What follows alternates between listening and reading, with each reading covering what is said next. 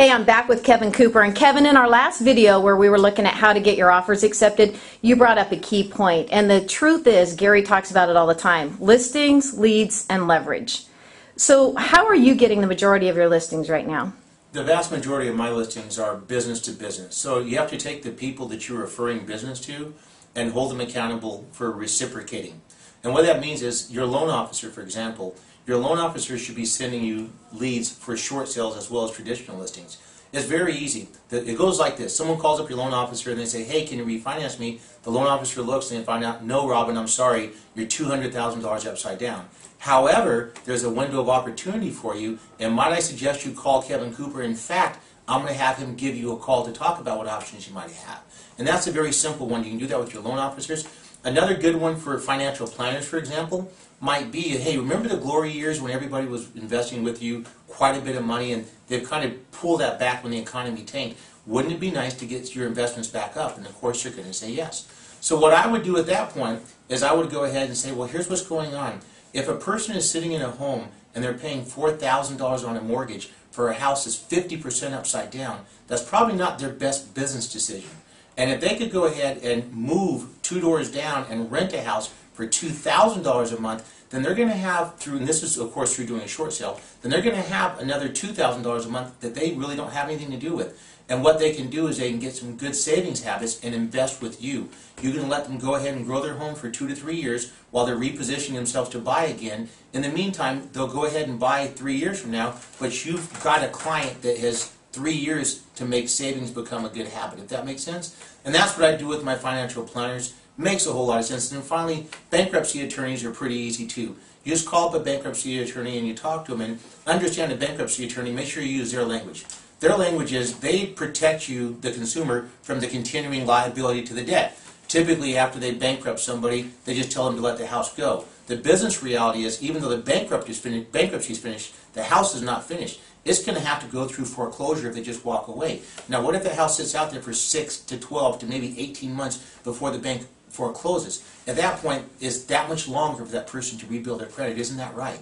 So what if you go ahead and go to the bankruptcy attorney and say, hey, I understand you do a phenomenal job protecting your client from the limiting their liability to the continuing liability to the debt. However, what I do is I get them so they can get back on track through a short sale. It doesn't give them any more liability to the matter, and it helps them get this nightmare behind them and move on. Does that make sense? And so you can give them a volume of business, and they should be happy to reciprocate for you. So those are the tips that I can give you right off the top of my head, and I'm sure you'll have success getting more listings. You know what, Kevin, that's awesome. One thing comes to mind, though. Let's say I'm a brand new agent.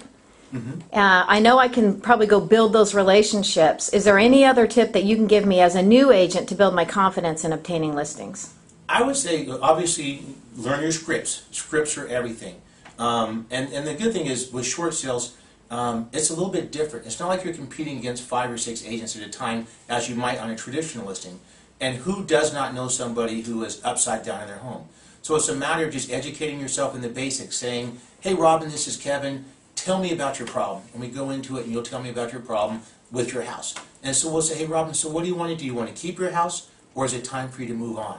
And so we'll have that discussion. So Robin, well, this is what it looks like to keep your house. You can do nothing and just keep paying. Will that work for you?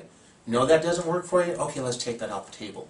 Well, if you're a couple months behind, the bank would likely allow you to do what is called a forbearance. And what that means is you'll go ahead and what you're in the rears will kind of put on the back and let you keep on paying. Your payments should stay about the same. It might go up a little bit. Would that be okay? Oh, no, that won't work for you either?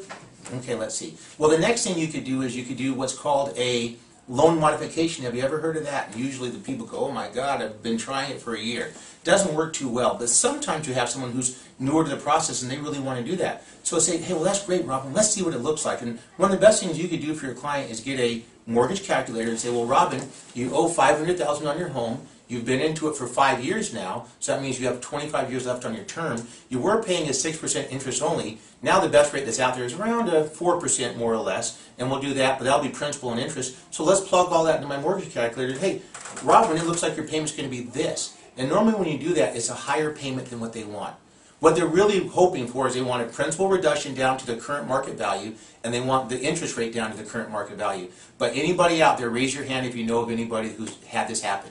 And if you have, it's probably a fluke. Raise your hand if you know 5 people you've had it happen to. It just doesn't happen. So once you show them what that looks like, then they come to accept the fact they may not keep their home. Then you talk about what could they do going forward. Well, they could do nothing, and that's called absolutely just letting it go to foreclosure. But that's probably the worst thing they could do, because there's just a lot of things that come with that. It hurts your employment down the road.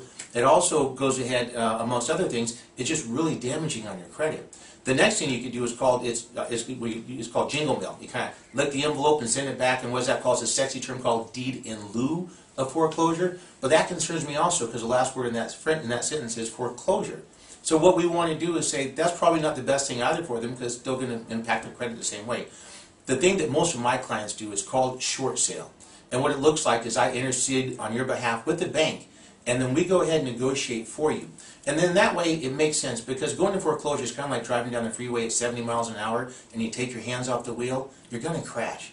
Whereas with a short sale, we put you back in control. We're able to kind of slow down and pull you over to the curb. No one's going to come knocking at your door in the middle of the night and evict your family. You're going to know everything that's going to happen before it happens, and more often than not, we're going to be able to get the positive outcome, which is a successful short sale, which is going to help your credit, and it's going to allow you to get back in the game quicker. So that's what I would suggest you do, Robin.